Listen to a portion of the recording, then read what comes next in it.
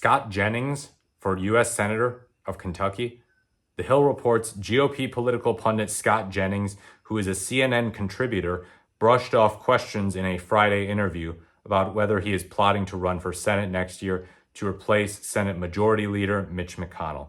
Appearing on Overtime with Bill Maher, an online after show that follows HBO's Real Time with Bill Maher, Jennings laughed but didn't answer when the hosts tried multiple times to get him to say whether he's exploring a political bid in his home state. Jennings, who is 47, is an ardent defender of President Trump, and it has been speculated among potential GOP hopefuls for the seat McConnell has held for more than 4 decades. McConnell, 83, confirmed in February that he won't seek an 8th term in 2026. Maher noted during his interview that Jennings has shown some of the telltale signs of preparation for a political campaign. He has a book coming out in December that was met with Trump's praise, and he has continued to live in Kentucky despite commuting to New York and Washington, D.C. for work. Quote, "It sounds like you're running," Maher said, eliciting a chuckle from Jennings.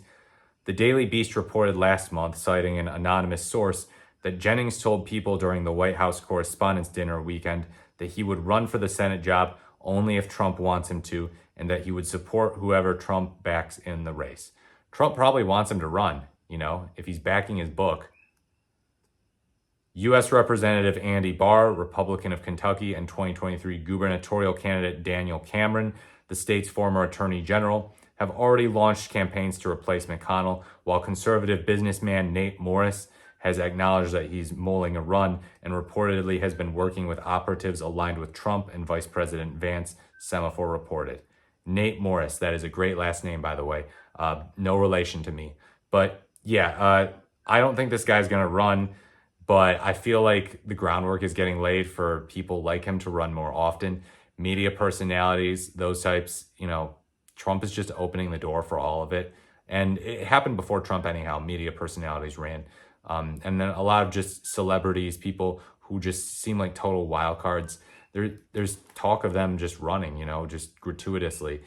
Even talk about Stephen A. Smith running, and he's been laughed at a lot by people, most of the time on the right, but also on the left a little bit. Matt Walsh was saying if Stephen A. Smith runs as a Democrat, the Republicans will win in a landslide no matter who they nominate.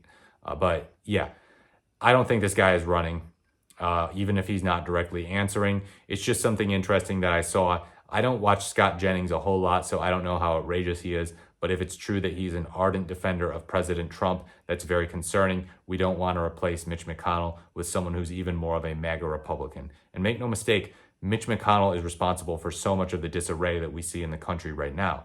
The fact that he is only now starting to say, okay, Trump's wrong about this and that and that and all that, and he's actually betraying Trump in some ways and making Trump very, very angry, just making his blood boil, making him feel like he's been betrayed.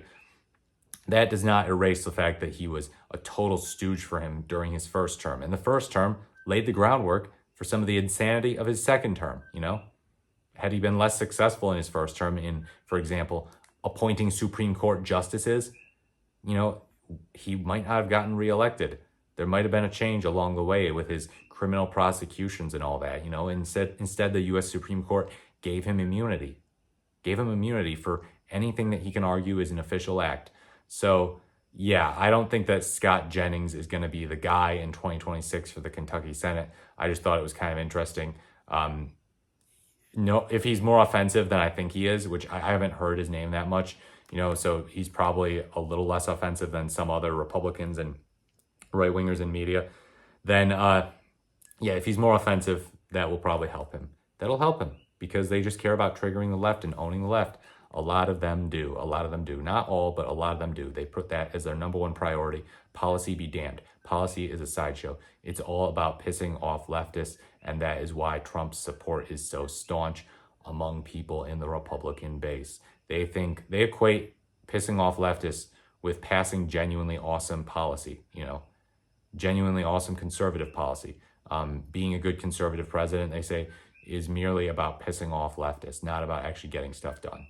Let me know what you think in the comments below about Scott Jennings running for U.S. Senate in Kentucky. Like, comment, or subscribe to the channel. Thank you for watching, and I look forward to speaking to you in my next video.